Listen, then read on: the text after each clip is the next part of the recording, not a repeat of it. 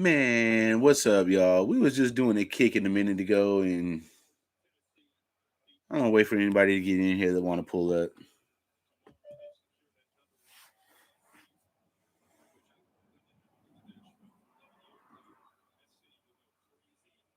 Anyway, fuck it. We was just doing it a kick it. You know what I'm saying? We was just chilling, minding our own business, not bothering nobody. We was playing the music and shit, and they just cut me off, bruh. They cut me off and said my content was removed because I was playing music. Oh man, y'all with the bullshit.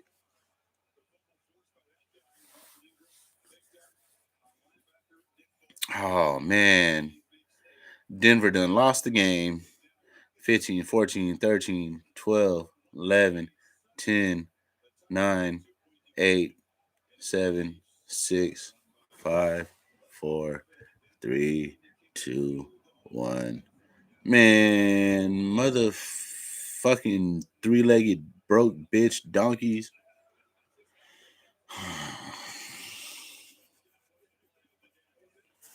They let these motherfuckers win, bruh. You gotta be kidding me.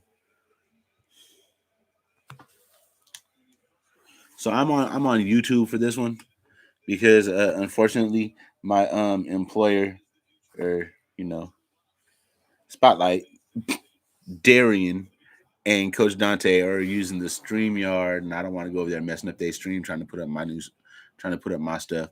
So I'm just over here. That's why you see the green screen with nothing on it.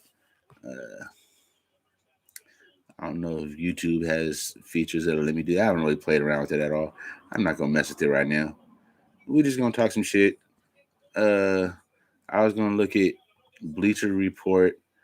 There's a new article that says Harbaugh and Raiders expected to have mutual interest. Says the Raiders and University of Michigan head football coach Jim Harbaugh are expected to have mutual interest regarding the Silver and Blacks head coaching position, per Ian Rappaport. Rappaport called Harbaugh a name to watch in the coaching search during the NFL hiring cycle before speaking about the Raiders, who are being led by interim coach Rich Bisaccia after John Gruden's midseason resignation. Yeah, so basically that's what it's saying. I mean, I'm not mad at that. I like the Harbaugh thing. I'm not mad. He's gonna bring all the things that he's gonna bring to our team is all the things that we're missing. A winning attitude, leadership, structure, discipline, all of those things. What did I just see? Saw an article said top NFL head coaching candidates and a picture of Josh McDaniels of all people. Number 7, Byron Leftwich, Tampa Bay Buccaneers offensive coordinator. Who's next? Number 6, Kellen Moore. We all know Dallas Cowboys offensive coordinator. 5, Eric Bieniemy, Kansas City Chiefs offensive coordinator. Uh, I don't want to keep on going down the same road with Bieniemy every single time. I mean, I don't think he'll come to. I don't think the Raiders would bring him in for reasons that we've already discussed. However, I mean, it's a possibility. We don't know the circumstances of what he did or whatever, but I don't see it. But if it were to happen, hey, okay. Jim Caldwell, he's a free agent. Mm, might be easy to get. Hmm. He hasn't had a position since he was a quarterbacks coach of the Dolphins in 2019, but he's still towards the top of the list. Uh, Caldwell led the Colts to double-digit wins in the playoffs in 2009 and 2010. Then Peyton Manning underwent neck surgery, which sidelined him for the 2011 term and doomed Indianapolis to a 2-14 record and marked the end of Caldwell's tenure. That was when they did hella bad, and then they were able to luck into Andrew Luck, huh? I believe so.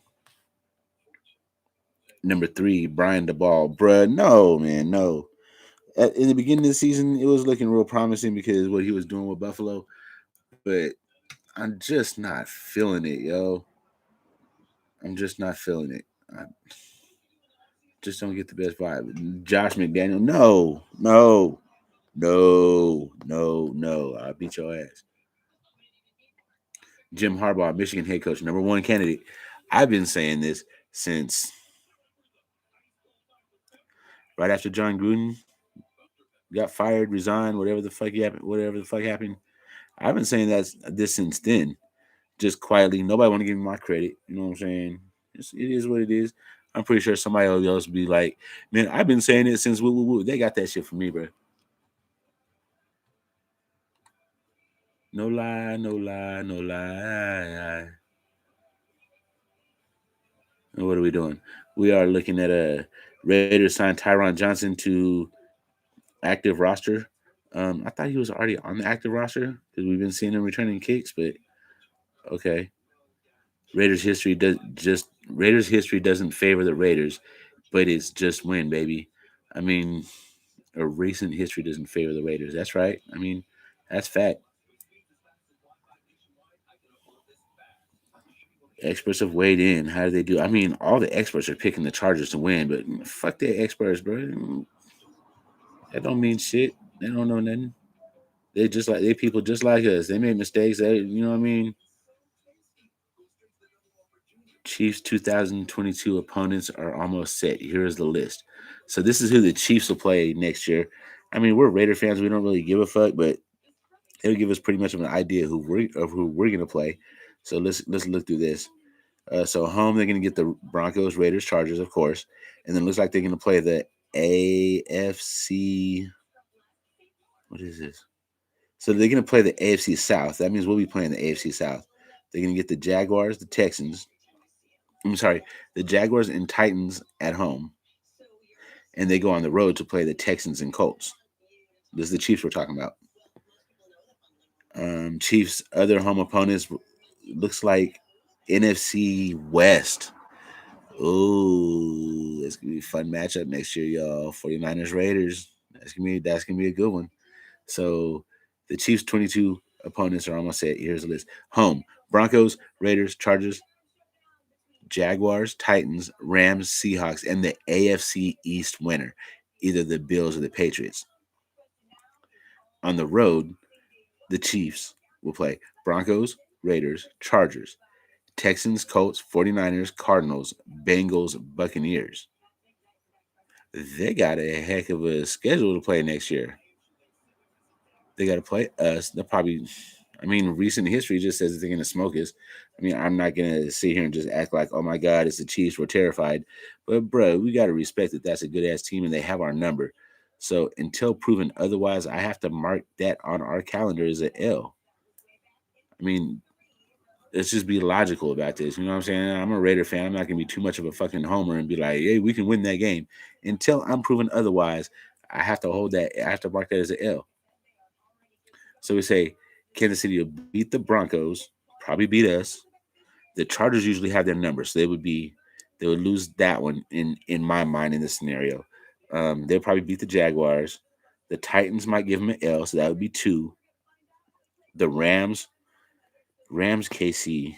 That's a good matchup. That high powered offense versus that super strong defense. Defense usually wins out. That's a really good game. Seahawks versus Chiefs. Chiefs. Bills or Patriots. See, that one could go either way. So I'm gonna say at home, the Chiefs might hold 3 losses next year at home. And on the road, they'll probably smoke the Broncos. I mean, I don't want to say that they're just gonna smoke us, but I'm gonna have to put that on the as an L for us.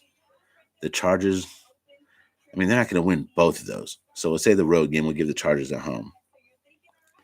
They'll probably smoke the Texans, the Colts, Jonathan Taylor. We got to see what improvements the Colts make in the offseason. I'm going to give that game to the Colts. The 49ers, we're talking about Kansas City and San Francisco. In San Francisco, I'm going KC. And then KC, I have to go play Cincinnati and Tampa. Now, both of those could be L's for them. So you can say one, two, oh, and then the Cardinals. So I say three L's home, 3 L's on the road. So that makes them a 11-6, 11-16. What are they this year? They're probably something close to that right now, huh? 11-6. Let's see. They're 11-5 right now, so that's pretty close to what they're rolling with now. Raider Cortez, what's going on, man? How you doing, homie? NorCal Raider Jesse. Good afternoon, y'all. How y'all doing? We just hanging out, just looking through some things on here, just trying to see what's up. Yeah, this is live, Mike. I was doing another live. Remember when we was listening to the music and shit, and then fucking YouTube just stopped my shit and said, hey, you're receiving a warning. I'm like, hey, bro, we wasn't doing shit. We was just playing music. I mean, I guess we can't play the music, which is some bullshit, man. I was having fun and being DJ Earn in this motherfucker. You know what I'm saying? Okay, what was I looking at? I was looking at Bleacher Report, right? Okay.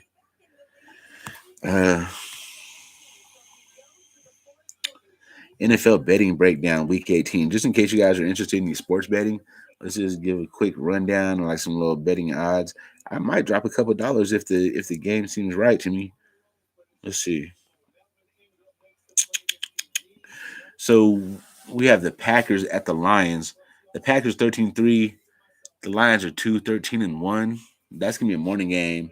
And the Packers, the line is Packers are only giving up 3, and the over-under is 44.5. Yo, this is Packers Lions, bro. This might be the one because the Packers are going to win by more than 3. My only question is they're probably going to rest Rodgers. Let me see. Analysis. The Packers clinching home field advantage throughout the playoffs. I can't see them playing many starters. Yes, that's probably why that line is so low. Yeah, Jordan Love is going to be playing. Okay, that's why that line is so low. I get it. And they're predicting the Lions will win that game 23-17. I can actually see that happening. And then here goes another one. This is kind of like the mediocre bowl and shit. You know what I'm saying? Like the Bears at 6-10, at Vikings 7-9, and the Vikings are favored by 5.5, and the over under is 44.5. There's a lot of there's a lot of meaningless games. Hold on, let me scroll down a little bit on Sunday's card, but this might be the only one which I'll be shocked if either coach is still employed after Black Monday. When these teams met in Chicago 5 weeks ago, the Bears were missing 14 players and a few coaches. I really back road underdogs with nothing to play for in the final week of the season, but Chicago is playing with passion. I could see Chicago winning that game. I could see Minnesota winning that game. That could go either way. You know what? For betting purposes, I wouldn't touch this shit with a 10-foot pole. It's a division game. And the Bears, I seen some things with the Bears this year where they were just coming out and just hitting like big plays. So I see that spark. But Minnesota's been just like, what am I trying to say? Minnesota's been dissed and disrespected. You know what I mean? They want to show something on their way out the door. So this could go either way. Plus, it's a divisional game. I wouldn't touch that. If it was my money, I wouldn't touch that. Packers. Colts, Jaguars. This is interesting. The reason this is interesting is because the Colts, as long as they've been on top of that division, they haven't won in Jacksonville since 2004, which is freaking crazy to me. I was like, I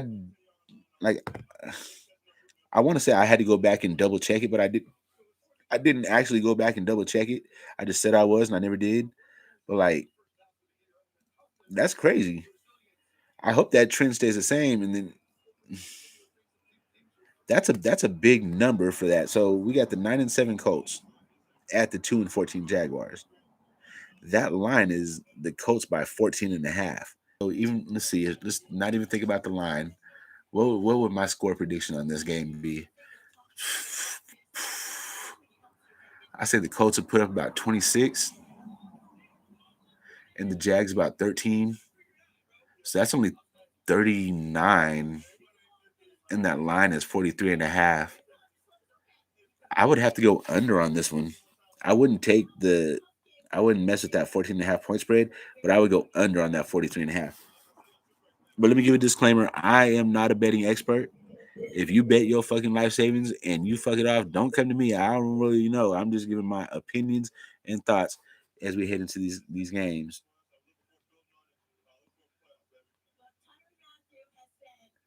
I am not a financial advisor. Okay, and looks like their consensus score prediction is going to be Colts 34, Jaguars 13, which is pretty much in line with what I said. I said Jaguars 13 and Colts, I said 26. So they're giving the Colts a little bit more points than I did, but I nailed that Jaguar shit. I said 13 without even looking. Okay, next one. We have the Titans and Texans. The Titans are 11-5, and Texans are 4-12. I don't think Derrick Henry's coming back. I know he's up and running and stuff, but I don't think he's back for this game. If I were betting, I mean, I don't want to look at their predictions or anything else because I want to have fresh numbers in my head. I would say the Titans would get about a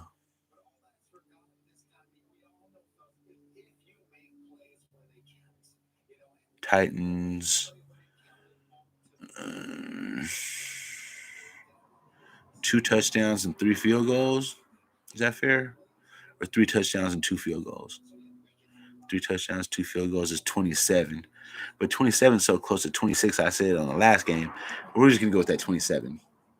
3 touchdowns, 2 field goals. And Texans, they're going to play. They can put up numbers if they put their mind to it. We saw that against San Diego. So I want to give them a touchdown and 3 field goals. 16. So 27 to 16. That total is 33, 43. Now let's look and see what they say. Holy shit. Holy shit. Look at this shit. The line is 42.5. I just said 43 total points. Holy shit. Okay. And Titans are favored by 10. They're predicting Titans 27, Texans 20. I said Titans 26 and Texans, what did I say? 16. Okay, so I wouldn't mess with that over and under on this game, but I'm pretty sure the Titans are going to win that game. I don't know if they're going to cover that 10, but I'm pretty sure they're going to win. They just might cover that 10. Now we got another doo-doo bowl. Washington 6-10, Giants 4-12. Washington's going 24. Washington's who did I say they're playing? Washington and the Giants. So Giants defense. I think Washington can get 24. I think the Giants can get. I want to say 16, but I keep saying that number. Let's go 21-24 for a total of 45 points. Okay, their line is 37 and Washington by 7. The 37 might be a solid one. That I wouldn't touch that line. Washington by 7. They might cover that. I wouldn't touch that game though. That's not one that grabs my attention. I would do that alone. It can go either way. I don't like this divisional weekend because this shit can go either way. Like this game right here, Steelers 8-7-1, Ravens 8-8. This shit is crazy. So Steelers, you know what? I don't know enough about Pittsburgh to be talking about what they can and can't do because Roethlisberger is so. From what I'm hearing, he's ass this year. But I've always known Ben Roethlisberger to be an efficient quarterback. So I'm just going to give you the numbers. The Ravens are favored by 3.5. See, that's a low spread.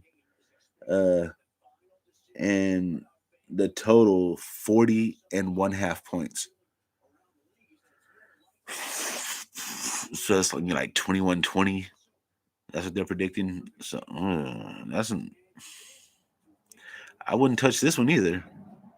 Lamar's coming back, so I think the Ravens just might win that, and they're playing for their playoff life. But I think they need help. Somebody like Jacksonville needs to beat the Colts, and we need to beat the Chargers, or the Chargers need to beat us. Something like that for them to get in. They're still alive, but us and the Chargers got to knock one knock the other off, and then they also need Jacksonville to knock off the Colts, and then they can slide into that spot. So they are playing for that playoff life. Is Pittsburgh still involved in any of this scenario? Let's look. Pittsburgh's involved too. They're right on our heel. So both of those teams are playing for their playoff life. Ooh, that's going to be real interesting because we got the Colts and Jaguars, where the Jaguars are trying to play spoiler to the Colts. If they lose, that greatly affects shit. And then you got the Raiders and Chargers, which like everything hinders on that one. And then you also got the Ravens and Steelers, and everything hinders on that one. Those are two like basically winning get in scenarios. Except for the Ravens, they need the Colts to lose as well. Okay, so what we were talking about here. Okay, we were looking at the betting odds for the games and shit. Is anybody in here? Oh shit, we got some people. Holy shit. I wasn't even tripping. I was just sitting over here talking just some bullshit. Basically forgot my camera was on. And you got another one. Bengals and Browns. This isn't really a shit bowl, but this is like, I feel like that's a super rivalry game. Cleveland's out of it. Do they have Chubb though? No Joe Burrow at quarterback for the Bengals. Brandon Allen will be in. Cleveland looks like a team that has quit, and their coaching staff is getting very little out of their roster. Baker's going to be out, laying points at home with a team that could be taken apart in the offseason by management is a recipe for a disaster. Ooh, you know, my only problem is Burrow's not in on this game. If Burrow was in, let's see. So they're probably not going to have Chase in, and probably not going to have fucking Mixon in. If those guys were playing, I would definitely take Cincinnati in this one because, right, it seems like Cleveland's quit. They pretty much given up. So, I mean, so I would definitely take Cincinnati in this game. They're favored by 6.5, and the over under is 37. The only problem is Cincinnati's not going to have none of their stars, or not stars necessarily, because stars don't matter. It's like your go to, your consistent, your go to guys is what I'm trying to say. I mean, it don't really matter if you're a fucking star or not. You could beat Odell Beckham, you know what I mean? But like, if you're not producing that year, it don't matter if you're a star or not. That's what I mean by we need productive guys and guys that can make plays. There's some players that are stars and ain't done shit in a minute. Well, that's a whole nother topic. Uh, this game, Patriots Dolphins. So 10-6 Patriots, 8-8 Dolphins. Shit, I didn't realize they were that similar. So Patriots are favored by 6 and an over under of 40. Mm. Being that, ooh, this could go either way by my logic. So listen to my logic. Being that both of these teams, like the Dolphins, are playing to give the Patriots a foot in the ass on the way out the door. The Patriots are playing for their playoff life. So what I'm trying to say is this could go either way as far as it could be a high scoring game or a low scoring game. It just depends on like did the defenses show up more than the offenses or the offenses show up more than the defenses. That's things that we can't really tell. Only thing, okay, let's read the analysis real quick. If you want to beat New England, you if you want to beat New England, if you want to bet New England, you're late to the party. The Patriots opened as a 2.5 point favorite. There is no value betting them at this inflated line. New England scored 16 points at home in their first meeting with the Dolphins. If the Bills go, why are we talking about the Bills? Okay, if the Bills go up big early against the Jets, you also run the risk of the Patriots pulling their starters early. Okay, I get it. They're saying this is going to be a low scoring game. They're predicting 20-16 Patriots. And you know what? I would have to pretty much agree with that. But in that scenario, that means the Dolphins or the Patriots don't cover the spread. So it'd be wiser to take the Dolphins. And if I had to bet on this game, I would take the Dolphins in the 6. But again, I would leave this one alone. But if you're bold and you want to take that game, go ahead. I personally would go with the Dolphins. I'm not giving you advice. I'm just saying what I would do. Then you got the next game. The Jets are 4-12 at the Bills, 10-6. That's a big spread, 16 and a half, 40 and a half points total. So I feel like the Jets, only problem is the Jets ain't playing for shit. So I mean, they can, if they were playing for something, I would say this game would be over 40.5. Only problem is they ain't really playing for shit. So I just have to question, is their heart going to be in it? And then we have to look at like some of their players. Are they in contract year? If they're in contract year, then they're gonna be trying to show out on this last game of the season. But if they're not in contract year, then they might be a little complacent, like fuck it, I'm gonna get paid anyway.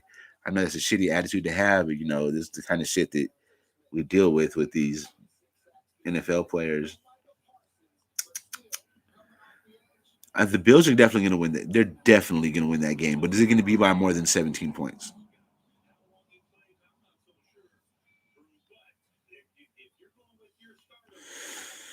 I don't know, man. I have to really think about that one. I mean, anybody, you guys got anything for that one? Check the chat. None?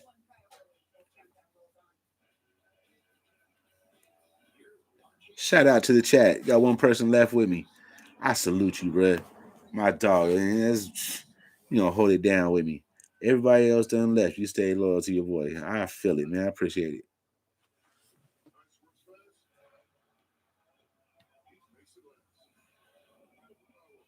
So what Michael Jackson dad used to say, I don't give a fuck if one person show up. If that one person show up and they pay their money, give them the show that they paid for. Right. So we have the Bills and the Jets. We just talked about that, right? Yeah. So their score predictions: Bills 37, Jets 14. That's quite a difference. That's about a 23-point spread. It just that might be, I don't know, that might be safe. That might be safe. Then you got the Panthers 5-11. That Bucks 12-4. The Bucks are favored by 8, and it's a 41.5 point line. 41.5. Let's see analysis. In the first meeting 2 weeks ago, the Bucks cruised to a 32-6 win with 7 sacks. The Panthers have topped 21 points once in the past 10 games. Oh, Bucks by 8. I would take the Bucks. I would take the Bucks. Would I take the over? Probably not the over. I don't think I would take the over or under. I'll leave that alone. But I would take the Bucks by 8. I think that's safe. You never know. This is the NFL though, and they say any given Sunday. That's why I'm saying, like, don't make your bets according to what I say. Saints 8-8, Falcons 7-9. This is a very equal game. I feel like the Saints are just so much better than the Falcons. The record doesn't reflect that. Saints by 3.5, 39.5 total points. I think it's lower. I think it's gonna be much lower than 39.5. And I say the Saints win by more than 3.5. So they have to win by 4 or more. I think they do, and I think that the total points will be less than 40. So I agree with both of those. I would take that if it was me. Not recommending it for you. I'm not saying if it was me, I would. Next game, Seahawks, Cardinals. Let's see the analysis. I just want to make sure that they're not missing anybody before I make a pick on this one. The Cardinals can clinch the division title if they win and the 49ers beat the Rams. I have a feeling the quarterback Russell Wilson is playing his final game for the Seahawks. Seattle has finally found a ground game, and his running back Rashard Penny has rushed for at least 135 yards in 3 of the past 4 games. Interesting. Arizona quarterback Kyler Murray has thrown for only 6 touchdowns in his past 6 games, with 5 interceptions and 7 fumbles. Seattle has averaged only 22.3 points per game. And they have this as Cardinals 27, Seahawks 26. That makes it a 53-point total. And the over-under is 48 with Cardinals by 5.5. I think the Cardinals cover the 5.5. I think they win by more than 6. And that 48.5. So if you split that, that's 24 points apiece. Do you guys think they score more than 24 points each or less than 24 points each? I think the Cardinals can definitely score more than 24. I just don't know if Russell Wilson's heart's going to be in it. I would have to say under, but I really wouldn't put no money on that one. Okay, this game. This is so hard for me to pick because I'm gonna pick with my heart instead of my head. I always do this with this team. So this is the Rams and the 49ers. The Niners are 9-7. The Rams are 12-4. Now, see, I'm from the Bay Area. I'm a Raider fan, and we've always been like, well, since the 80s anyway, we've always been dissed and disrespected by the 49er fan base. So it makes us really bitter towards them. So it's really hard for me to pick them like in any given scenario. But I'm gonna try to be as non-biased as possible with this one. So the Rams are favored by 4.5. This means that they have to win by 5 or more to cover the spread. The total is 44.5. So that's 45 if you're going over and 44 if you're going under. So cut that number in half. That's 22. Do we think that each one of these teams scored more than 22 points? I think the 49ers have Samuel and Ayuk back and Kittle. But they have Trey Lance at quarterback. Hmm. So that's where I just don't know. But Trey Lance has that ability to take off with his feet and scramble for a touchdown. So that changes the game. So actually, you know what? I think the 49ers can score 3 touchdowns on the Rams defense. Now look at the other side. Do I feel like the Rams can score 3 touchdowns on the 49ers defense? I definitely do. Do I think they will? The Rams don't play the 49ers well. Like the 49ers are the one team in that division that plays the Rams real well. So with this one, I mean, I want to say yeah, but I don't want to be an idiot and continue to pick with my head. Wait, pick with my heart, knowing damn well the opposite. You know what I'm saying? I'm going to pick the 49ers in this game because I feel like they need it more than the Rams do. They're picking the 49ers by 3, 27-24. So that's 52 points. The over under is 44.5. So they're saying it's going to be over. I feel like it could go over or under, but that's the thing with the over unders things. Like it could go either way. That's why it's called over under. They're saying it's going to be over. I want to say under, but that's why I'm not an expert. I'm just a nigga sitting in his computer talking shit. And then we got the iPhone chargers and the Las Vegas Riders. The Chargers are favored by 3, and the over under is 49. Cut that 49.5. You got 44.5. I mean 44, 24.5. Tripping. Can we each score over 24? Well, let's look at recent history. That's the best way to figure this out. So let's look at Raiders. Over our past few games, I don't think we've scored over 24 or averaged over 24. But let's just take a look. What do I want to look at? Stats. Stats. Team. Do I look at team? Yeah, I'm looking for points. Total points. So team stats.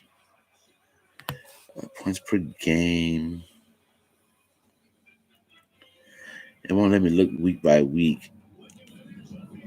It's saying our total points per game is 21.2. That's over the season. That's our average. And we give up 25.4. So this means that we get, in our blowouts, we gave up a lot of points. That's the only reason that number is a little inflated. 25.4 for our season average and 21.2. Now, what did I say those other numbers were? So we're looking at Raiders 21.2, opponents 25.4. 21.2 and 25.4. And I said the numbers were we needed to get 24.5. So if the averages shake out, which is not because it's an inflated number, if the averages shake out, that means they would cover their part of the 24.5.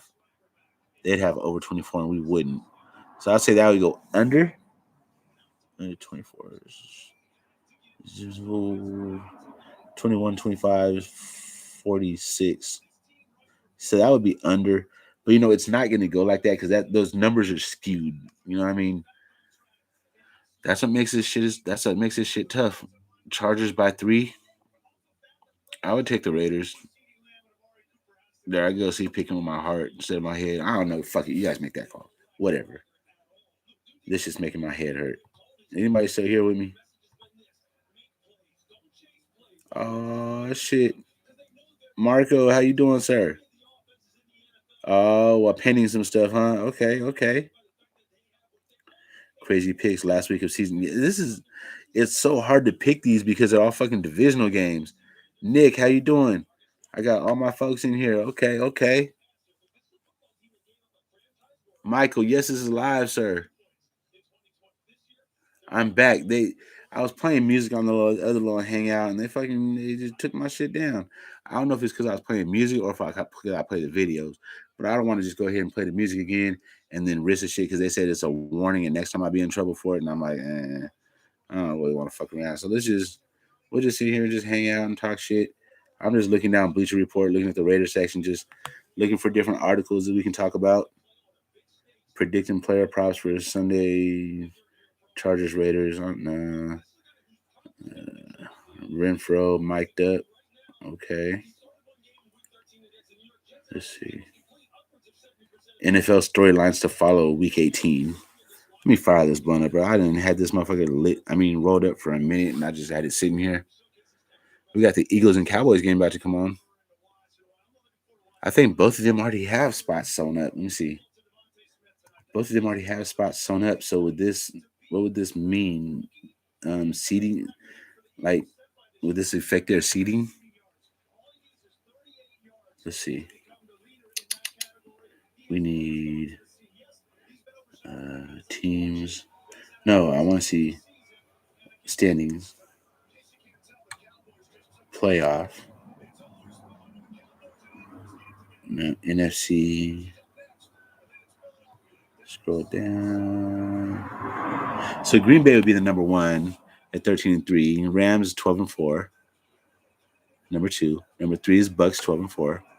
Number 4 is Dallas 11-5. And number 5 is Arizona 11-5. Number 6 is the 49ers at 9-7. Number 7 is the Eagles at 9-7. And number 8 is the Saints at 8-8. And then every other team is eliminated already, except for the Saints. They're the only one left with a chance, and they only have a chance at squeezing San Francisco out. So next to San Francisco, it says they win a tiebreak over Philadelphia based on head-to-head win percentage. So let's look at this. If Philadelphia wins, they'll be 10-7. And if Dallas loses, they'll be 11-6. So no, this isn't really going to affect anything.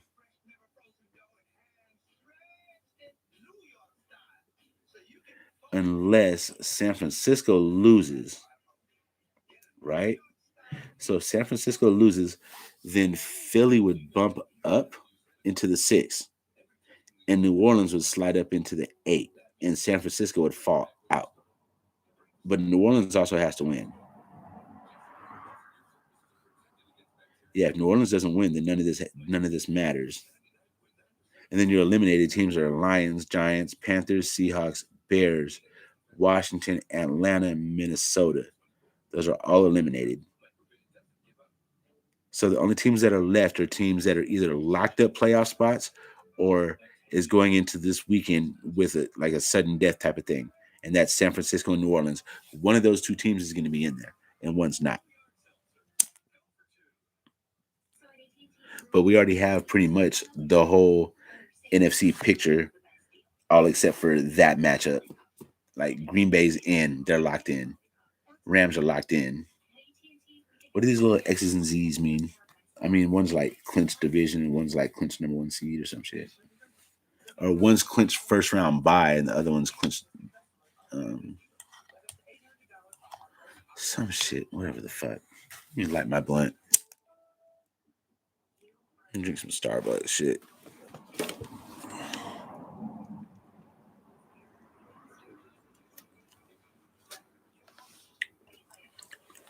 My tummy hurt. Not like I got to take a boo boo or something, but like something's cutting my stomach up. Like I ate something that ain't cool, and it's just like scratching the fuck out of inside my stomach. I don't know. Whatever. I'm high. Leave me alone. Anyway, back to Bleacher Report. Storylines to follow in Week 18.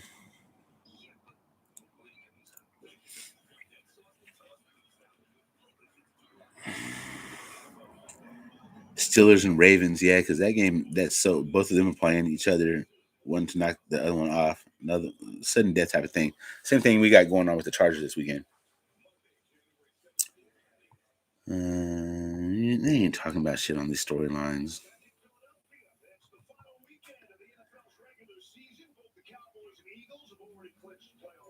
Yeah, Cowboys and Eagles are both already in. That's what makes this game not as interesting. I don't even really want to watch it because it doesn't really affect shit. It doesn't mean nothing. I don't have a horse in either. I don't have a horse in that race. So just watching two horses run, just be like, hey, cool, one won, the other one didn't. But not really rooting for either one of them, kind of.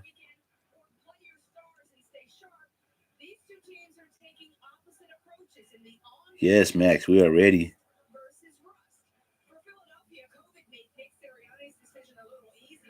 That'd be a dope thumbnail to use, Max Crosby. Nah, I'll make another one out of something else. Let's see. Anything in here? Jim Harbaugh confirms NFL interest. I like that. I like that.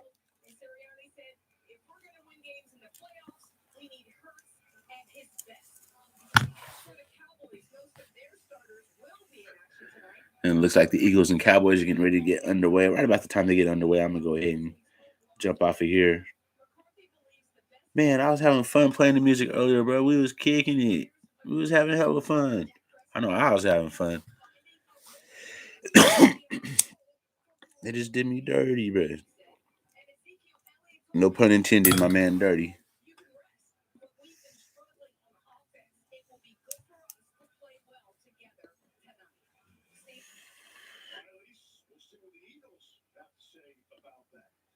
Lil Jon is gonna be doing the live. That'd be crazy to hear Lil Jon doing the national anthem. Oh, say can you see? Yeah, yeah, yeah. What? What? By the dawn's early night. Yeah. That should be hella funny, bro. I'd be cracking that.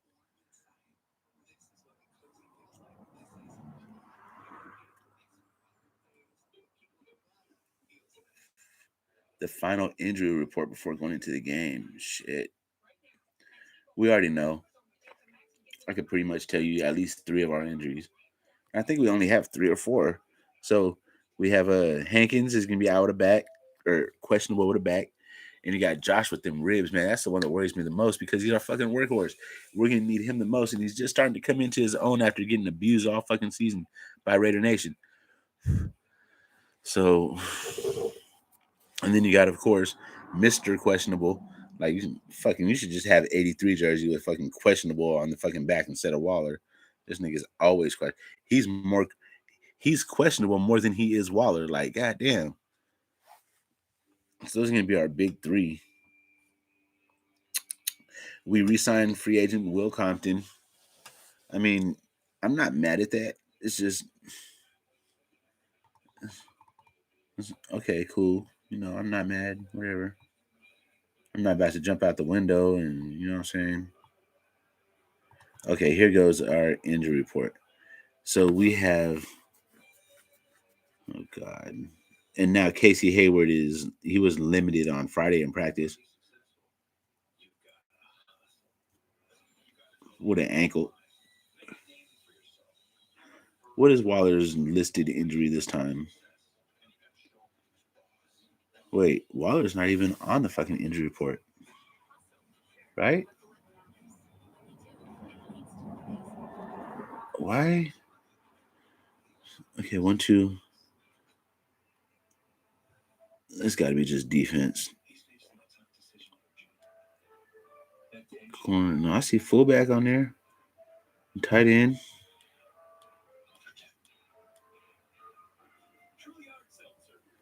Okay, so Hankins was limited in practice with a back.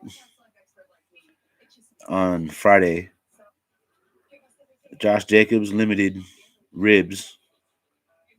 Trayvon Merrick is full participant with that shoulder. Denzel Perryman full participant with the ankle, and Casey Hayward was limited with the ankle.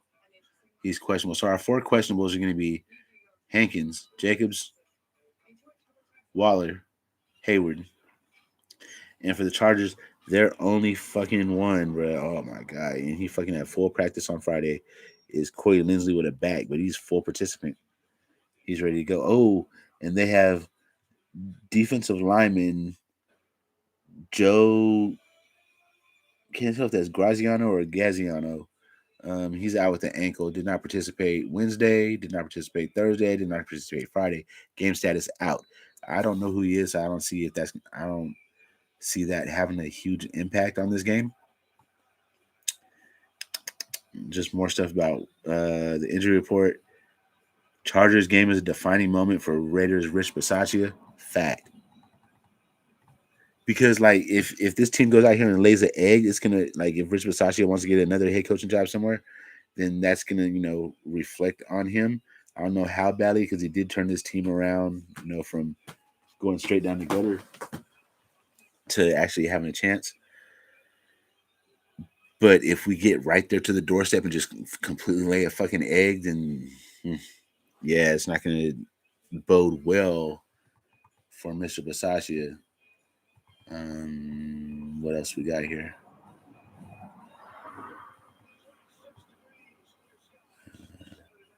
End of year NFL, end of year NFL draft big board. Let's just give a quick look at just the top players real quick. See if anybody catches my eye from my team. I already have my eye on one. Like most of my Raider fans, they don't want this guy. I like Jameson Williams, but I understand why people say no. I mean, I understand the argument both ways. I personally like him. So let's look. Oh, you can give us the top. Holy shit! They giving us the whole top 50, 150. I'm not going through 150. That's not gonna happen. But we'll just go through the top couple, or top 20 or something. I'm not gonna go through it in depth. I'm just gonna give you the names. Kayvon Thibodeau, number 1. Ikem Ekwonu from North Carolina State. He's an offensive lineman. Huh. We won't be able to get up that high, so we can't even look at that. George Karlaftis, edge from Purdue, number 3. Dallas and Philly are kicking off now. Number 4, Evan Neal, offensive tackle, Alabama. Fuck, man. We took Leatherwood, offensive tackle, Alabama last year, and I mean, having him out there for the first few games at tackle, it kind of cost us and put us in a hole where we're playing from behind the rest of the season. We put him in guard and he's doing his thing, but like that really set us back those first few games. I'm just not feeling an Alabama offensive tackle again.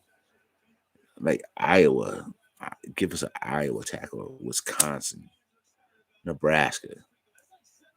You know what I'm saying?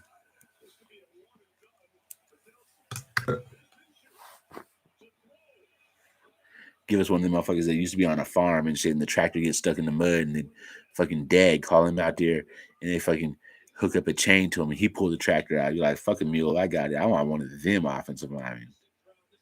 Holy shit. And then they have Drake London. Shout out to Eric at SC Experience. They got Drake London as the number 5 overall fucking player on the big board. Wide receiver from USC. That's wow. Okay.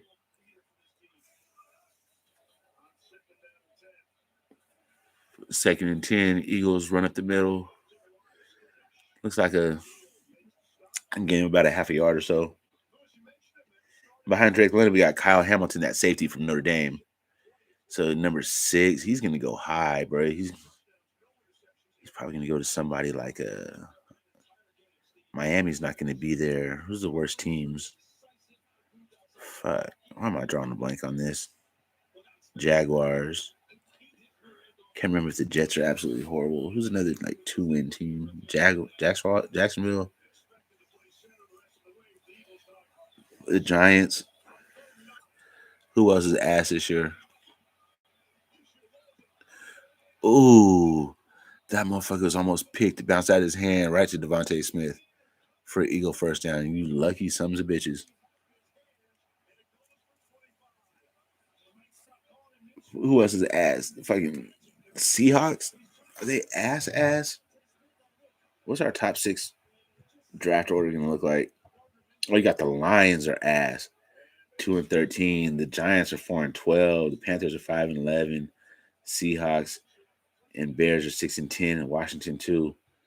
Okay, so those are going to be some of your top teams, and for the draft. And then over here in the AFC, you only got 3 really horrible teams: Jacksonville, Houston, and the Jets. Yeah, poor Kyle Hamilton. You're going to one of those teams, bro. It's gonna suck to be you. You'll get paid. You'll be okay. You're a big boy.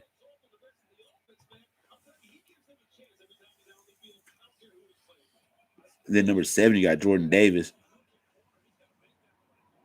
See, he's going to one of them top 7 bad teams. You got them 3 in the AFC, and then you got them 3, the Lions, Jets, and Panthers in the NFC. Those are going to be your top 6. Shit, who the fuck is going to want to play for Detroit? I mean, New York has been a good team. They can be a good team. They just, I don't know what's going on with New York, bro. That organization has shown the desire to win. I mean, they go out and go get players. Or maybe am I right about that? I don't think they go get players. I think they develop players, and I think that like they just haven't been able to develop them. They don't really know how to go out and sign free agents. That's not really their thing. If you think about Strahan, think about Justin Tuck, OC Uminora, what's the fucking other dude down there? He went to Tampa. He fucked up his hand. God, I cannot remember his name. Jason Pierre-Paul. He went down there. See, all these guys are like, if I'm not mistaken, these are all homegrown guys. So I think something happened maybe in their scouting department. They let a scout go, or he retired, or something happened where their scouting department isn't what it once was. Because this is a team that usually grows their talent. I can't really remember a time when they went out and signed a big name player. I mean, think about their best players: Saquon, and they went out and got Galladay, and they drafted Shepard. Um, I think they drafted Evan Ingram. I smoke a lot of weed, so my memory's a little fucked up. So if I'm wrong, like don't try to crucify me and shit. Lawrence Taylor, Carl Banks. I think Carl Banks may have been a free agent, if I'm not mistaken. When I was a kid. I mean, Phil Simms, fucking Dave Meggett. Look at the Eagles, bruh. They're not even known for running the ball, and they got that shit rolling. That was a lucky ass pass over, deflected off of Gardner. I mean, that deflected interception from Gardner Minshew right into the hands of Devontae Smith. That's Kenny Gainwell all the way down to the 9.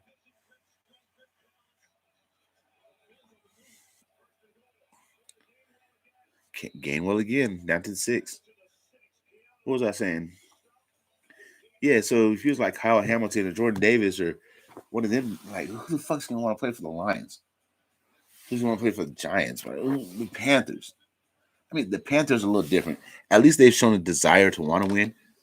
They haven't actually pulled it off, but they've been there a few times. They have a short history, so this shows a desire to want to win. And then you got Seattle. I mean, who's gonna want to play in Seattle without Russell though? I mean, if Russell leaves, then you're gonna have a fucking mass exodus. Fucking not Baldwin, god damn it. Metcalf's gonna want to go. Lockett's gonna want to go. Okay, let's think about that for a second. Where are good fits for those guys? First of all, let's think of where's a good fit for Russell Wilson. Okay, let's think of teams that need quarterbacks. I'm looking at all the teams right here. Kansas City got a quarterback. Tennessee got a quarterback. Bengals got a quarterback. Okay, let's look at all these teams. Bills, Patriots, Colts. Colts might could use a quarterback, but I think they might stick with Wentz. Chargers got a quarterback. Raiders got a quarterback. Pittsburgh. That'd be a good destination for Russell Wilson. Now let's think about that fit. Is that something that Russell would be? Ooh, nice shovel pass. That was nice.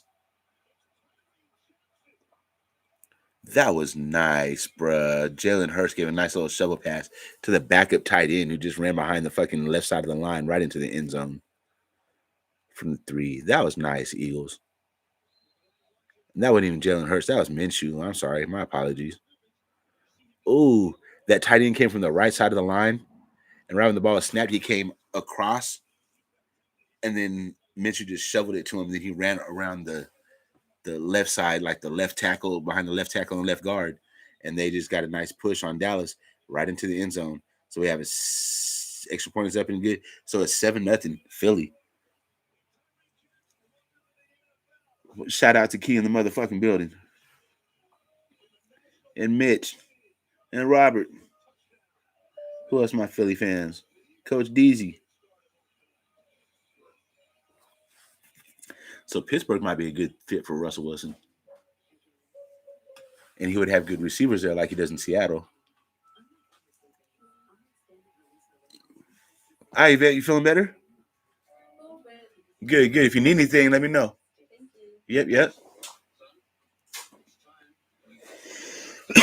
So Russell Wilson, Pittsburgh.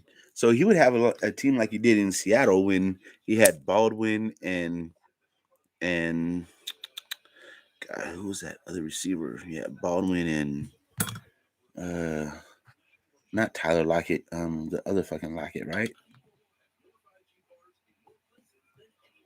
God, why am I drawing a blank? Yeah, Baldwin and somebody. Anyway, that team would look something like Seattle did offensively when they had Marshawn Lynch because Najee Harris is the same kind of running back. With them receivers and scrambling quarterback, that could be scary. With that defensive line, on things their defensive backs ain't going to be Legion of Boom ish. So it'd be like the opposite style of defense where you're better up front than in the secondary like Seattle was. But that Seattle defense is pretty balanced, so no lie.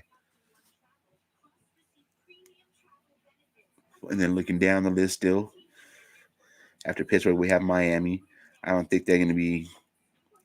I think they found their quarterback. They were fucking around talking about Watson earlier, but I think Tua. I mean, look what he's done, bro.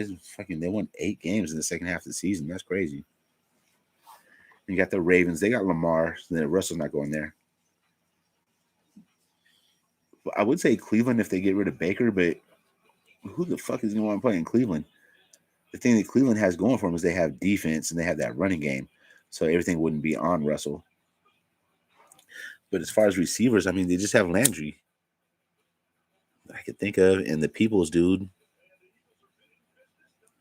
But Njoku and Austin Hooper, the tight ends. I mean, the fit for him is fucking Denver, bro. I hope to God that doesn't happen. Well, I'm just looking down the list. The next one on the list is Denver. I'm like, holy shit, bro. That defense, running game with Russell Wilson. Oh my God, it'd be a fucking problem. Then John Elway has shown the desire to go out and go get a veteran quarterback. We saw that with Peyton Manning. That's crazy.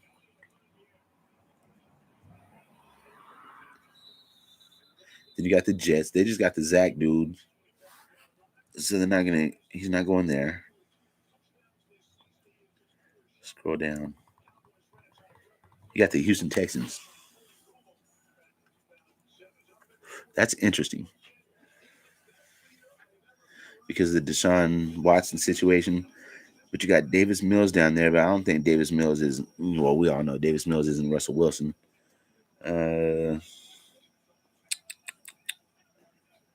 But would Russell go there? Russell's getting older. He's going to want to go somewhere that's going to be close to winning a championship. That's what makes me say Pittsburgh as far as the AFC. But if he gets traded, I'm not sure what his contract look like. I don't know if he has any years left. I'll look in a minute.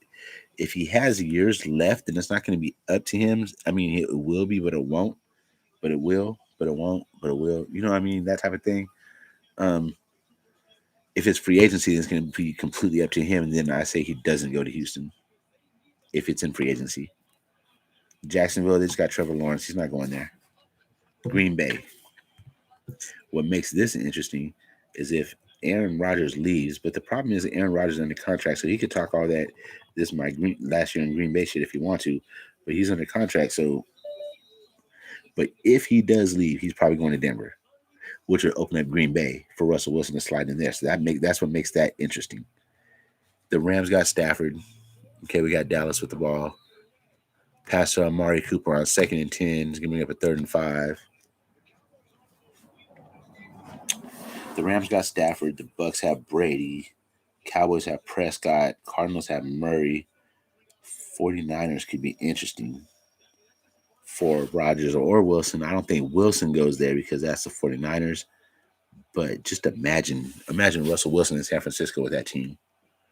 Then you got Debo, Brandon Ayuk. I think they have another receiver too. I just can't remember who they like. Jeff Wilson or something like that. That was a nice pass. No, I'm sorry. Jeff Wilson plays for the Cowboys. Right as I said his name, he fucking caught a pass. I think they have another receiver. I just can't remember his name. And then you got George Kittle, and then that three-headed running back, three-headed monster at running back. That offensive line. I mean, let's really put that into perspective. The San Francisco fit is a nice fit. And I'm a Raider fan. I can't stand the 49ers, and I would not like to see that happen, but holy shit, that's a good fit. The Eagles, they have 2 quarterbacks. They already have a quarterback controversy. They're not going to bring in a third. The Saints. Imagine Russell Wilson or Aaron Rodgers with Sean Payton.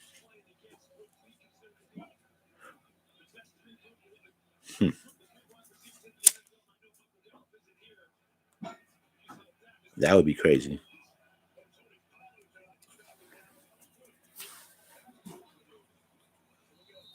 Russell in Minnesota, they got Cousins. Would they get Cousins? Get rid of Cousins for Wilson? I mean, the contracts might be pretty similar. You might be able to make that happen. Russell in Atlanta, he's not going to Atlanta. They're not close enough to winning. Russell to Washington, possibly. That's a possibility. Because they have a good defense, a good running game, good receiver. That could happen. Russell to the Bears. They just got Justin Fields. It's just, are they in love with Justin Fields like that? Or could they bring in Russell Wilson to tutor Justin Fields? I think they're going to give the reins to Justin Fields and see what he could do. And then you got the Seahawks. Could you think Russell just stays in Seattle? You got the Panthers. They got Sam Darnold and Cam Newton. I don't think either one of them will wrestle. But do you think Russell goes to Carolina at 5-11? They're not even close to winning. Russell to the Giants. They got Danny Dimes there. I don't think they flirt with that. And then in Detroit, they got Jared Goff. They're not in love with Goff, but I don't think Wilson goes there. Because, again, they're not close enough to winning. And he's, a 32-year-old quarterback? He's going to need, he ain't got time to be sitting around trying to develop a team. He's only going to play till he's like 36, 38 at the oldest. So he's only got 6 more years. It's going to take 6 years to build a team. So he's going to have to go to a team that's already built and ready. So some of these other quarterbacks that might be on the move. Let's see. Goff ain't going nowhere. Well, Goff could go somewhere. But honestly, I think Goff could be on his way out. But where does Goff go? He has that huge contract. He's not going to get no other starting job. Honestly, if we could get him cheap, I'd like to have Goff as a backup to the Raiders, backup Derek Carr, because it seemed like the almost same style of quarterback. Carr is smarter than Goff, though. Let's see if Goff left. Giants, no. Panthers, I mean, that's almost like a lateral move from Sam Darnold to Jared Goff. It's like the same fucking quarterback.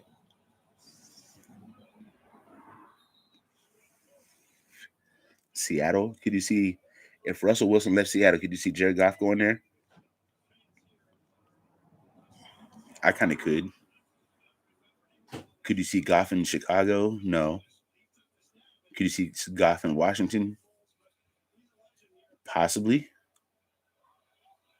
Could you see Goff in Atlanta? No. Minnesota? No. New Orleans? Ooh.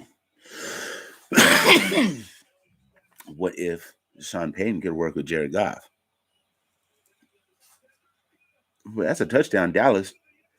Jeff Wilson from Dak Prescott on about a 5 yard pass, and he took the rest of it. Like the rest of it was him, all yak. So about a 5 yard pass, a 15 yard TD reception. So about 10 of it was yak on him. Let's look at it again. It's right on the 15. You got CD Lamb in the slot. And Goff went in motion Wilson went in motion out of the backfield. He caught it about the 11 and just tried it on the way in. Didn't really have to pick up speed right past Vincent.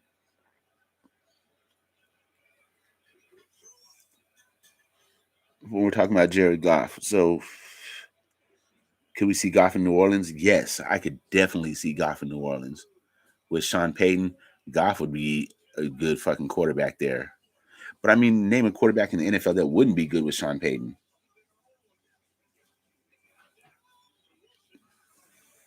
Could you see Goff to the Eagles? No.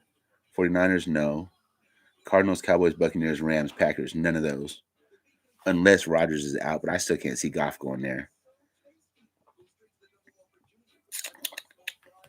I can't see them picking up Goff. I can see him wanting to go there. I can't see them wanting him. That's what I'm saying. And then if you look at the AFC, could you see Goff in Jacksonville? No. Houston? Possibly. Possibly in a quarterback competition with Davis Mills. And see who wins it out. Not with the Jets. They're solidified. Unless he's going there as a backup. Broncos. Could you see Jared Goff as a Bronco?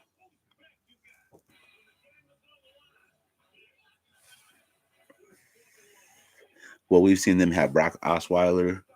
They've had some questionable quarterbacks. I could see them possibly bringing in Jared Goff if all their other options fall through. Cleveland, they're probably going to still have Baker next year. Ravens, no. Dolphins, no. Steelers, possibility. Then the other teams just no all the way down the board.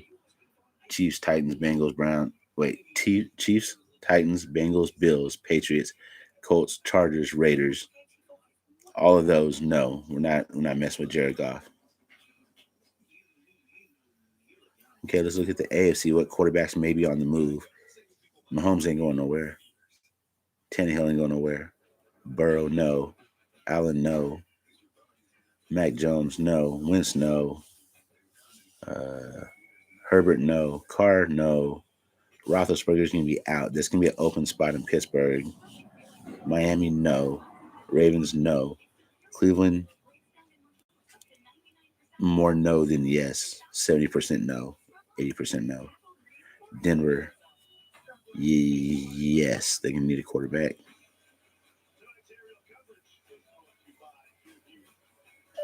Jets, no. Texans, yes. Jacksonville, no. So really the only teams in the AFC that can need quarterbacks is Pittsburgh, Denver, Texans. Everybody else is solidified at quarterback. So we have 3 in the AFC. In the NFC, let's see. Lions is a possibility. Panthers going to need a quarterback. Seahawks will if Russell leaves. Washington's going to need a quarterback. New Orleans is going to need a quarterback. So that's 4. So we have 4 NFC teams and 3 AFC teams that need quarterbacks. So it sounds like 7 new quarterbacks next year, like with new homes. And likewise, those quarterbacks that are on those teams are probably going to be out. So let's look at the ones that will be out. Jameis Winston will be on the move from New Orleans. Washington, I think they're going to hold on to Heineke as a backup. But that's going to put Fitzpatrick on the market. And he just may retire. And Darnold will be on the market. And Cam Newton will be on the market. I don't think nobody touches those. Darnold maybe end up being a backup. A backup to Derek Carr? Eh, I don't know. Maybe in a backup role. Shit, I don't know. Giants, no, they're not going to be that quarterback. Goff, maybe. Okay, so let's go. We talked about Goff. Panthers going to be losing Darnold. Darnold's going to end up being a backup somewhere. He's not going to stick on as a starter anywhere. He could end up being a backup to Stafford. He could end up being a backup to Prescott. And I don't know if he'd be a backup to Kyler Murray. I don't know if that'd be a good fit. He won't be in San Francisco. He won't be in Philly. Yo, what would be crazy is if Sam Darnold goes to New Orleans and fucking Sean Payton turns into something. I know I say that for every time, but just think about that though. These quarterbacks that we think, ain't that great, you know what I'm saying? They could end up being fucking somebody with Sean Payton. That's crazy. We're looking at the AFC. I mean, the NFC. I want to hop over here and look at the AFC picture real quick. Just on quarterbacks that may be on the go. I mean, the teams that are going to need quarterbacks, I mean, the AFC is just so locked down. I can't really see any of these quarterbacks leaving. Tell me if you guys can see any of these quarterbacks moving. Mahomes, Tannehill, Burrow, Allen, Mac Jones, Carson Wentz, Justin Herbert, Derek Carr, Tua Tagovailoa, Lamar Jackson, Baker Mayfield, Zach Wilson, or Trevor Lawrence. Can you see any of those leaving? Being traded, cut, anything? I don't see any of those. Like, that's pretty fucking locked down. So that only leaves fucking Pittsburgh. They're going to lose Roethlisberger. I don't think he's going to another team. I think he's retiring. So that's going to be like an open spot. And we don't got to plug Roethlisberger in nowhere. Like, he's just going to be out of the picture and we can plug somebody else in there, which makes everything so fucking crazy because then you get scenarios like if Aaron Rodgers goes to Pittsburgh, then what happens in Green Bay? Then you get, say, you plug somebody else to say Russell Wilson goes to Green Bay. So then what happens in Seattle? Then you can take a scenario and say, fucking Jared Goff goes to Seattle. So then what happens in Detroit? You know what I mean? It's always, so then what happens here? And you always just moving pegs around and plugging holes and shit.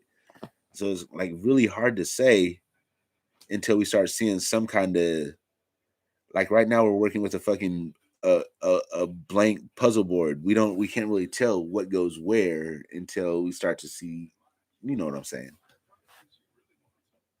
Like as the puzzle starts to come together, you can kind of tell, like, this is an ocean piece, like it has the ocean on it, so probably in the picture it's gonna go somewhere ocean. But when you have nothing to work with, you just see a piece and you're like, okay, I'll figure this out later. And that's where we're at with this. So basically, I've been babbling this whole fucking time about nothing. Well, how did I even get here? Oh, we were talking about the big board. God damn. See, I'm high and went on a whole thing, completely off topic. Anyway, we were talking about number 7, Jordan Davis. Number 8 be Derek Stingley. I think that's a grandson, maybe son or a grandson or possibly nephew. I know it's somebody in the bloodline of Daryl Stingley. Anyway, he's the top rated corner. He's out of LSU. He's number 8. So poor guy's probably gonna end up somewhere. I don't know, but we're probably gonna be in the top 20. So I want to look at. I want to start doing this more streamlined to just Raiders and how everything has affected us. So if this scenario pans out, Jameson Williams will be gone at number 12. Aiden Hutchinson will be gone at number 14. Desmond Ridder, the quarterback, could go at 17. Well, he's the 17th player on the draft board, so we're just saying, everybody just takes the best available, which is not going to happen, but that's what I'm going to do for just right now. If that pans out and we get number 20, then we'll be able to snag Garrett Wilson, wide receiver, Ohio State, at number 20. The problem with that is an Ohio State player, and we haven't had the greatest luck with Ohio State players. But then I'm looking at what the next pick would be. The number 21 player is like the perfect player for us. and that's Nakobe Dean, from linebacker from Georgia. He's number 21. So if we had number 20, I would strongly suggest that we go ahead and take him at number 21, as we see Dallas just throw past to number 19, which is Amari Cooper. I know that guy. I recognize that name from somewhere. Shit, they just threw that shit from the 40 all the way over to the Eagles 35. They had Dak throwing a dime. That was nice. Nice route running by Amari Cooper to get that open. He was wide open. So we're at the 29 of the Eagles for the Cowboys. Fake to Dak. Fake to Zeke, and Dak takes in the slides. He gets a loss of one. Being that he ran, I'm not sure if that's a negative, like a run for negative, or if that's a sack. I'm pretty sure it's a run for negative because he was kind of out of the pocket and he slid. So the whole point is, if this draft big board, which is not, shakes out just like that, we'll be able to grab Nakobe Dean. And that's pretty much what I wanted to get at. That's a dream scenario for us. That happens, like, Raider Nation go absolutely fucking crazy because this guy's like a fucking Micah Parsons. God damn, who is Dak throwing that to? You got a 3rd and 11, first quarter 2:24, tie score 7-7, and we have a flag. Probably gonna be in the defensive secondary. Holding offense. Shit, Dallas was already what, at 2nd and 22? Did I say? And you got another holding call. Let's see. What's this gonna make? It's like 2nd and fucking 30. It can't be, bro. That doesn't look that far on the field. What's this gonna be? Show it. 2nd and 21. Okay. From the Eagles 39 and a half, 41 and a half, 40 and a half, sorry. Down to the Eagles 30. So it looks like they got just about 10 and a half yards on that one. So it's going to be 3rd, and it looks like probably about 10. 10 and a half, 11. What are they going to call it? 3rd and 11, they're going to call it. Is anybody left kicking it with me still? Because I know I just been over here talking about nothing. Shit, we got some people in here? Shit, I fucks with you. Cool Kev, man, always holding it down for me. Ja Raider, man, look at my G's, bro. Sean Johnson, Anthony Price, man, I fucks with all of y'all, man. Y'all my folks, man. I appreciate y'all holding it down. So I just been sitting here talking about absolutely fucking, well, not really absolutely nothing, but I just been feel like I've been babbling for the last hour, and y'all still rocking with me. I appreciate y'all, man. Y'all thugging it out with your boy. We have a 4th and 11 for the Cowboys. It looks like they're in a field goal range. They're about a 30-yard line. And on this last play, I'm watching the replay. Dak drops back in the pocket. Ooh, he had to scramble and just get rid of it. Number 98 was about to eat his lunch. 4th and 11. Field goal setting up. Greg Zuerlein's 28-34, long at 56. And he's going to kick it from about 5 yards off the edge of the Eagles' eagle. And it's right down the middle. Looks like it's low, but it went through. It didn't go through by much, but it's through nevertheless. 137 first quarter. We are going to a TV timeout, and the score is 10-7 Cowboys.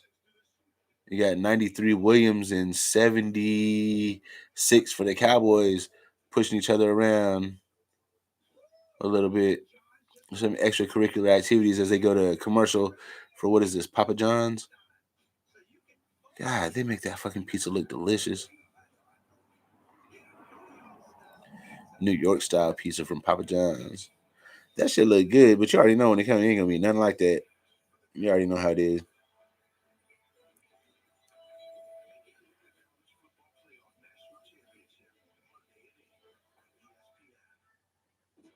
Georgia, Alabama Monday. That's gonna be a good one. You already know who's gonna win though. It's gonna be Bama for sure. Is there a way I can share my screen on this thing? Yeah, I don't really know how to use the YouTube shit that well, so I'm just gonna fuck around and see what I can do. Can I share my screen on here?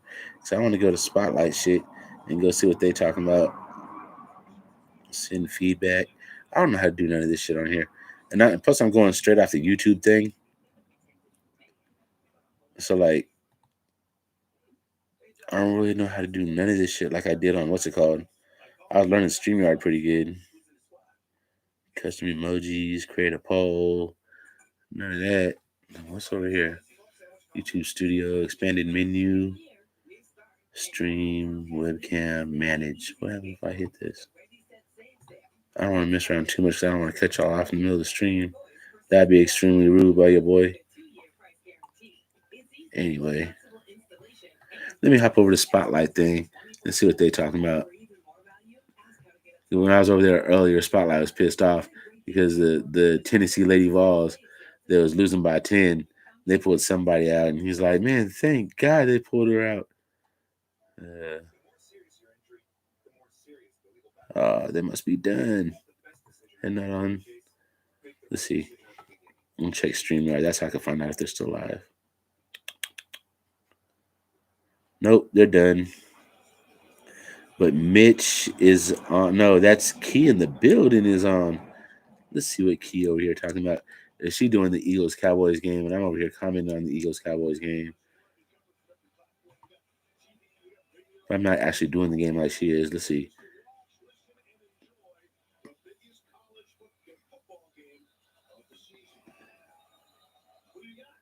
Come on, play already. Shit. I appreciate y'all, all of y'all that's in the chat. Come on in. We on the Key in the Building page in the Spotlight Sports Network. That's Tucker Brothers, the Eagles. That's Key and Coach Deasy. Two of my favorite people, man. So Key, ever since I came over here, man, Key's been hella supportive, bruh. Like every time I get some new subscribers, my numbers go up or whatever. I send her like a little picture of it, and she's always like, "Let's go." She's super supportive, bruh. Key in the building is the shit. I need a thumbnail. I need anything. Key helps me out. She made my intro for me, my overlay, my backgrounds. Key in the building does all that shit for me. If you guys haven't subscribed to her already, go over there and subscribe to her. She's like that's one of my favorite people. She's dope as fuck. Her and Darian have been hell supportive, and Coach Dante. I mean, everybody at that fucking network at Spotlight Sports Network been hella supportive. You got Tay Rock and Mitch and Coach Deasy and Rob, and I'm not even sure if Big Play Slay is part of us, but that's my dude. Oh fuck, how am I forgetting Mount Gooley, man? Like all these people, they just support me so much. I love being part of this team. Spotlight Sports Network is the shit. Gotta follow Coach Dante and Coach Key. And Key in the building. You know what I'm saying? Matter of fact, let me give them a little comment and a like. You know what I'm saying on their video.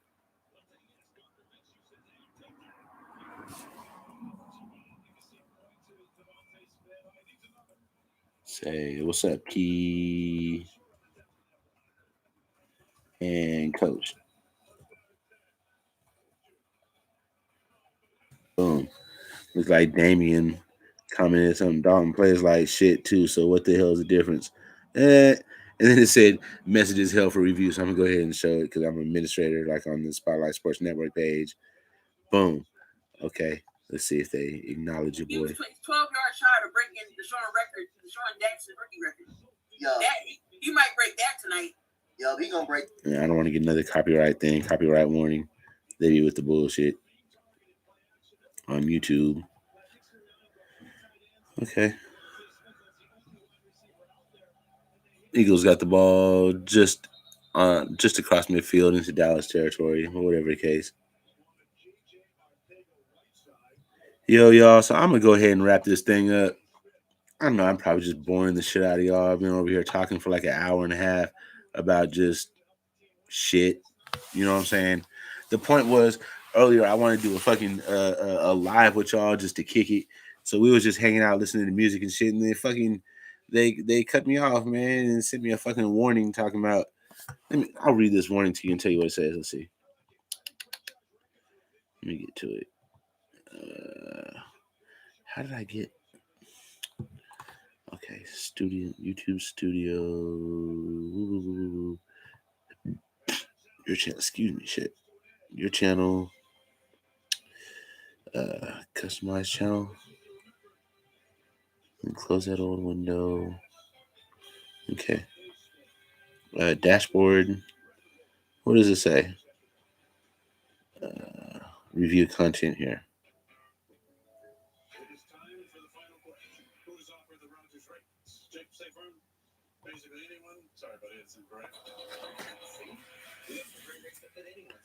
I want to read what this thing says.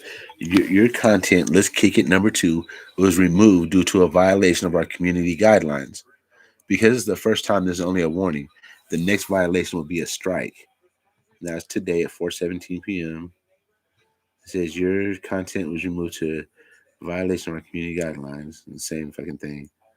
If it happens again, whoop, whoop, whoop.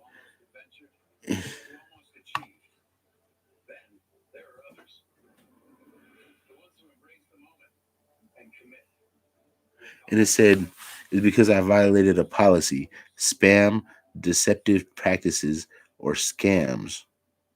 I wasn't scamming nobody. I wasn't spamming nobody. What deceptive practices? I don't understand.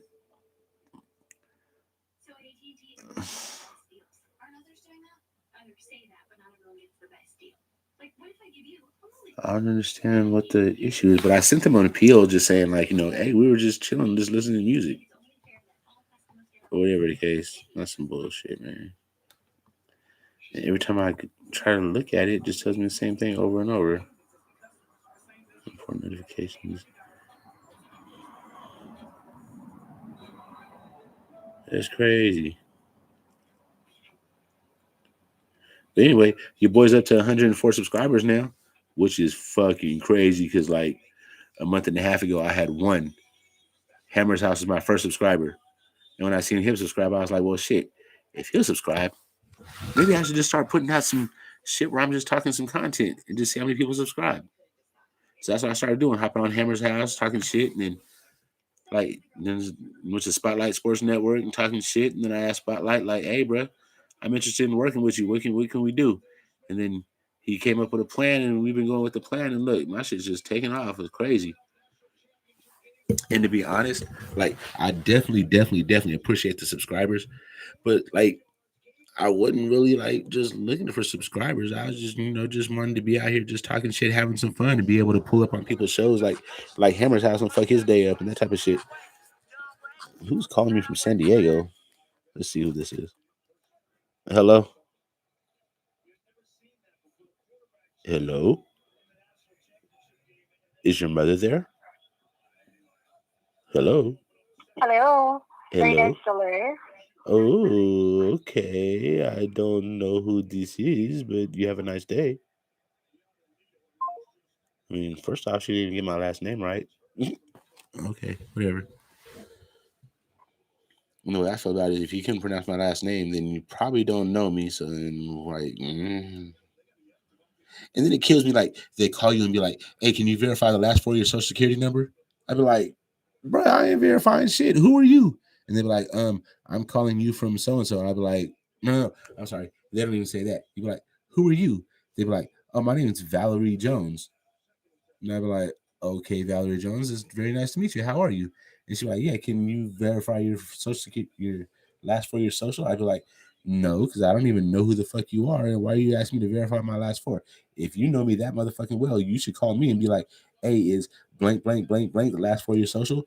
Then I'd know, like, hey, they already have my shit, so I can damn near go ahead and verify it. But, like, when you just call me out of the blue, asking to give you the last 4 of my social, and I don't know your name, how do you think that's gonna work out? I mean, come on, man. I'm fucking born yesterday. All right, I think we're gonna get ready to cut it short in just a minute. I just want to take one last look at NFL headlines, real quick, just to see if anything new. Tampa agrees to a 4-year, $73 million extension to sign star defensive tackle Vita Vea. I knew that's what it was gonna be. As soon as I seen the number, I was like, it's probably Vita. 4-year, 73. 4-year, 73 is gonna be what, like 4 times 2 is 8. So he's 72 would be 18, 1836. 72. Yes, that's about 18 million a year, 18.25 million a year.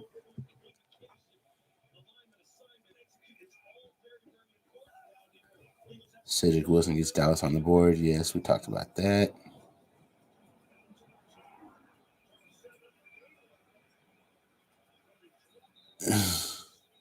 Aaron Rodgers is an asshole. This can't be real. It's from Rich Eisen. It says, "Oh, but this is he's quoting Hub Arkush, the dude that the controversy is going around about him not wanting to vote for Aaron Rodgers for MVP." Devontae, no, that's Gainwell. Okay, so it says the fact that Aaron Rodgers isn't happy that anyone could get the Rodgers rate from State Farm is the latest example why he can't be the MVP.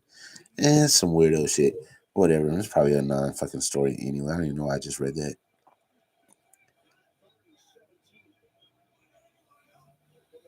All right.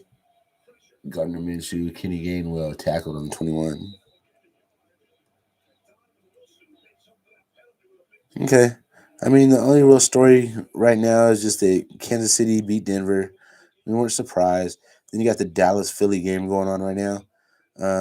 My sister Key in the building and my brother Coach Dante are over there doing the game live right now.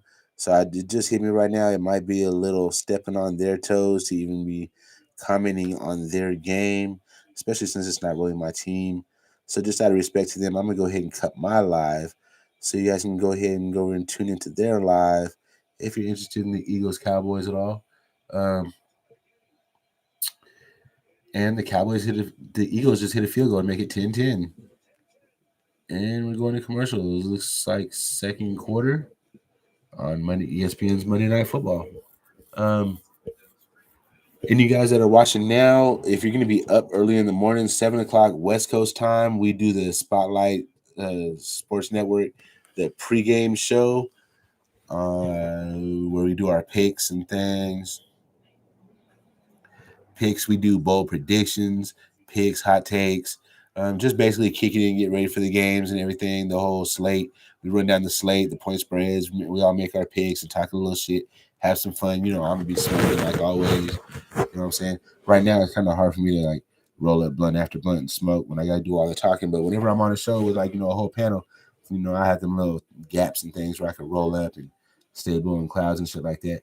So yeah, tune in to Spotlight Sports Network tomorrow morning, 7 a.m. Again, that's the Spotlight Sports Network at 7 a.m. tomorrow. And if you don't remember Spotlight Sports Network, you can always find me right here at Westside Sports Radio, right here on YouTube.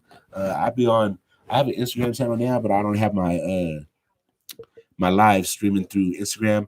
Most of the time they're on Facebook. I didn't do this one on Facebook because the somebody else on the team was on the what the fuck do they call that stream?